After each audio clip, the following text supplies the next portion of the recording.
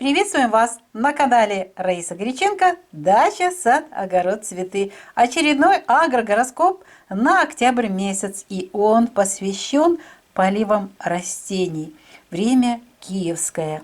Начинается октябрь месяц в знаке Стрелец. Это знак стихии огня, поэтому в это время поливы бесполезны. И это будет продолжаться и 2 до 10 часов. Практически вот это будет работа знака стихии огня. А затем Луна в 10:39 перейдет в знак Козерог. Замечательное время начинается. Вот с 11 часов уже можно, даже с 10 часов можно поливать, а на вечер уже после полива планировать подкормочки. И это можно будет делать 2, 3, ну а 4 будьте внимательны.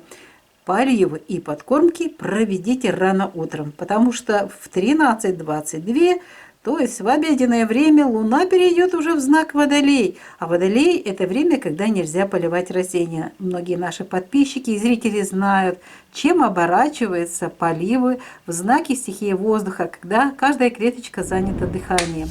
Итак, нельзя поливать, будет уже после 12 часов, даже чуть раньше, 4 октября. И до конца дня, 5 все 24 дня. И смотрите, будьте внимательны, 6 до 15:48. До 15 часов это точно нельзя заниматься поливами. После 15 часов, а лучше уже с 16 часов, можно уже поливать растения. Уже в это время растущая Луна будет в знаке Рыбы. И здесь она будет 6, 7 и 8. 8 только в 18:58 перейдет в знак Овен. Ну а в знаке Овен поливы бесполезны вечером. Поэтому полейте 8 октября до 14-15 часов. Хорошо увлажните почву, и растения будут нормально. Идем дальше. 9 и 10. А, кстати, 9 это полнолуние. И в это время поливы не приносят пользу, тем более еще и совпадает у нас вот этот период полнолуния со знаком Овен, когда поливы бесполезны 9 и 10. Итак, вечером 8, 9 и 10. Зато уже 11-12 октября прекрасное время для поливов и подкормок. Позади полнолуние, поэтому только 50% даем подкормочки. Ну и напоминаю, это уже осень, короткие световые дни. Понимаю, что каждый, кто занимается цветоводством в комнате или теплице, имеет досветку, но все равно подкормки только 50% от рекомендуемой дозы по инструкции. Итак, 11-12 и поливы, и подкормки прекрасное время.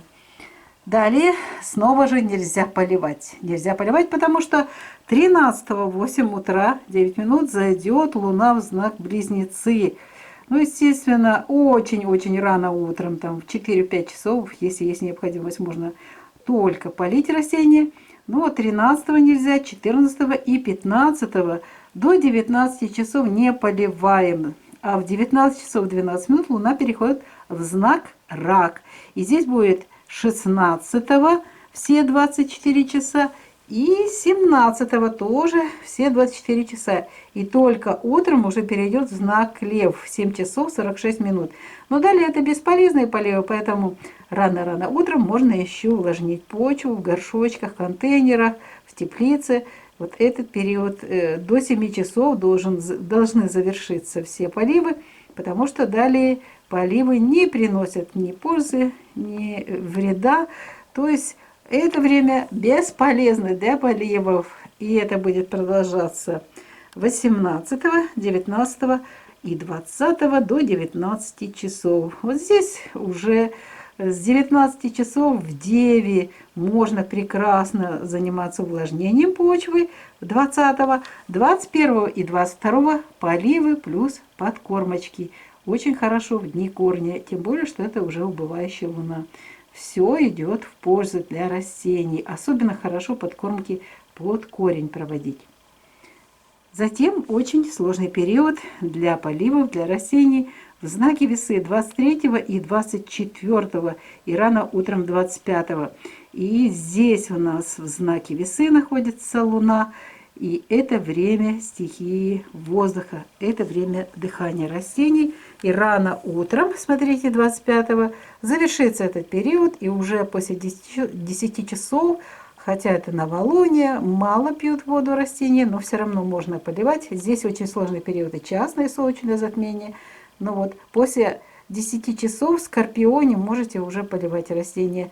25, 26 и 27, желательно до 12 часов дня поливы завершить. Потому что в 13:56 Луна перейдет в знак Стрелец. А это знак стихии огня. Как и начинался месяц, правда, у нас закончится в другом знаке месяц. Итак, 27 после 13 часов, 28 тоже весь, тут здесь не тоже, а здесь все 24 часа.